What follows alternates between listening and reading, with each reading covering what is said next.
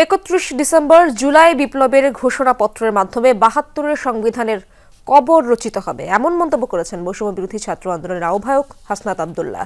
Shea butter ও vitamin E সমৃদ্ধ lily glam beauty soap. Lily, always beautiful.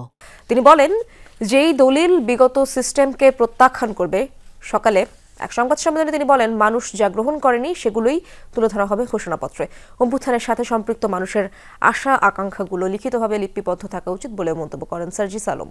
তিনি বলেন, রাজনৈতিক দলের মত নিয়ে একটি সংশোধন পরিবর্তন করা হচ্ছে। ঘোষণাপত্র সবার আশা আকাঙ্ক্ষাকে পূরণ করতে পারবে বলে মনে করেন তিনি। সার্জিস জানান, বৈষম্য বিরোধী ও জাতীয় নাগরিক কমিটিতে যারা আছেন তারা কোনো রাজনৈতিক দলে যোগ দিতে পারেন।